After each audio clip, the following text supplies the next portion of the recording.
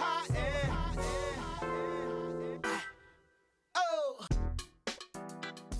So hot it hurts. We get it. It's hot. But when it comes to your garden, some plants actually like it hot. Lantana, Esperanza, Bougainvillea, live oak. Other plants aren't late bloomers. They peaked early, and it's time to clean things up, prepare our beds, and make way for fall foliage. Joining us to help our gardens turn a new leaf are Peter Nelson with Nelson Nursery and Water Gardens, and Skip Richter, host of Garden Line on News Radio 740 KTRH. Good morning. Good morning. Good morning. All right, the heat. So a lot of plants, of course, in this area are used to it. They're indigenous, and so they can handle the heat sometimes much hotter than other times, but it is a problem. Before we get into all that, I want to give people a little bit of background into you all. You've dealt with it all.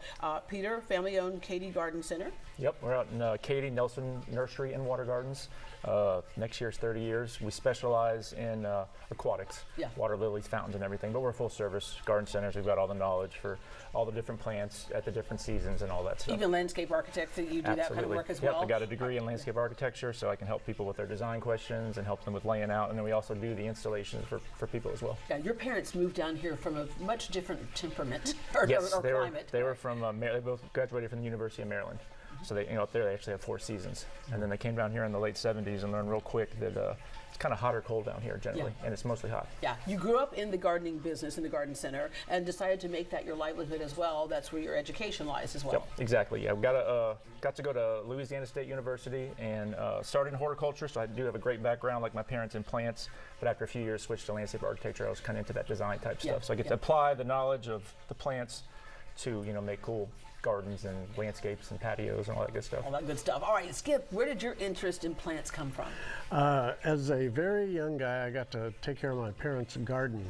In fact, I got to pull weeds if I misbehaved, and we had the most weed-free garden in town. Take care of your parents' garden. Was it like a garden, or was it like you just took care of the garden? It was just the old-time garden, right? Bang it with a rototiller, throw a few plants in, the meat and potatoes like tomatoes and stuff. The push lawnmower, right? Oh yeah, absolutely. Yeah, but what made you decide you loved it? Actually, it was probably when I first got into college, I became more interested in horticulture. That wasn't my original major, and so I switched it over. Yeah. And so you got your degree at that other school. Texas A&M. Thank you for bringing that up. Texas A&M. I appreciate you putting the one orange plant right next to me. Yeah, right. Thank you very much, Deborah. You're welcome. All right. And then you worked in the Montgomery, Travis, Harris, and Brazos counties as a trained, you trained hundreds of Texas master gardeners. Yes, as a horticulturist for the county. I love your statement. You say your happy place, observing relationships between plants, insects, and soil. That's right. And really, when you do that, and that's what's so wonderful about a garden, get away and you look at how nature works, because it works. That's right. And everybody's working together. Okay, all kinds of topics out there. Let's start with what to plant now, because a lot of people think you can't plant anything in this Houston heat. Yep. But like I said earlier, some plants like it hot. Yeah, you definitely can. You can plant now. Now, if you do plant now, you're going to need to look at that plant every morning and every evening to make sure it's getting enough water. Yeah. Just because it's drying out so quickly. Because I have a little pepper plant. I don't even know what they're just red peppers. That's all I know, right? These little red peppers. And it's like you water it, and it's like, happy as can be, and then all of a sudden, like at the end of the day, all of a sudden it's like it never had water in its life. Yeah. Droopy. Yeah. It's very droopy. Yeah, in fact, you should plant now. If you wait until it feels like fall to plant the fall garden, you're way too late. Like tomatoes are going to take a long time to come into production, so you want them to be a big plant when the weather cools off enough for them to set fruit. Yeah, all right, and there is tomatoes. That's why you get a head start where you can get a little starter plant in a 4-inch. Yeah. Because it's probably too late to do seeds already, huh? Oh yeah, for seeds, yes, that's right. But before you do anything, we always say lay the groundwork, right? Because there's a lot of some dead stuff, some stuff that's just been blown away. So just go ahead and lay the groundwork. Correct. Yes. I think it's important to, and this is year round, but especially right now, do what you can to put good soil in, good compost in, and then mulch, because those things are going to help hold on to the water. Yeah. You just go plant something in the dirt. I mean, it's just not going to make it. Brown stuff before green stuff. That's Absolutely. Right. Every time. Yeah. But I say it all the time, because if you don't create that foundation, don't plop a poor plant into an unprepared plot.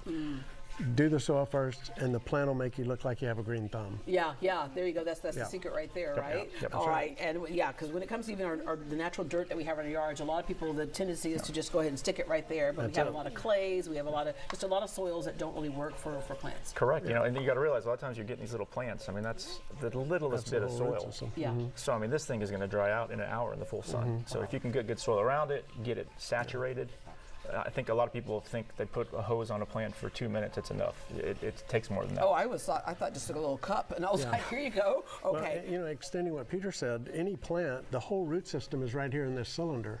So at Nelson Water Gardens, it's getting watered every day. Yes. And when you put it in the ground, you still have to water that one spot every day for a while, and then every other day, and so on, because it's not ready. Yeah, So, pick up that orange plant again. Thank That's you. pretty. That looks good with your skin. All right, there we go. That beautiful orange. Other warm season transplants, peppers and eggplant.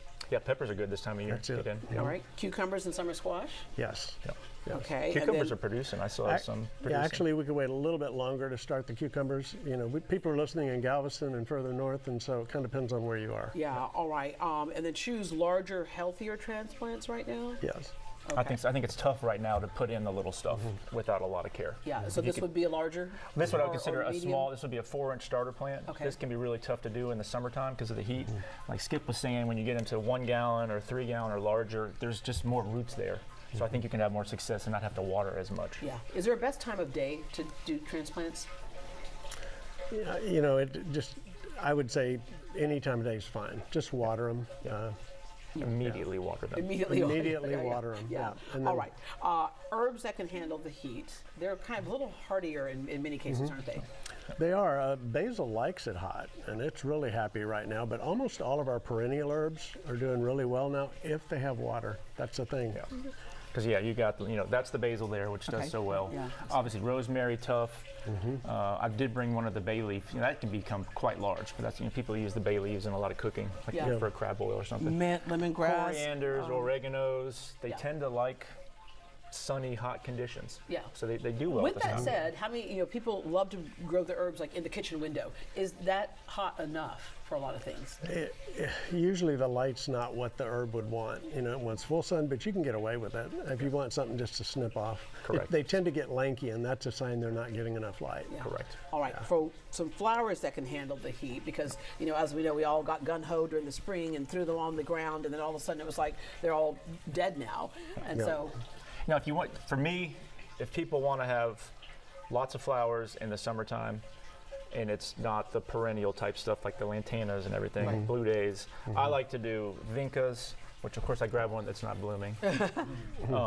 They love the sunshine, they love the heat, so I love to plant vincas. but if we do all this work right now and then we turn the corner into fall, how long will they last into the fall, winter?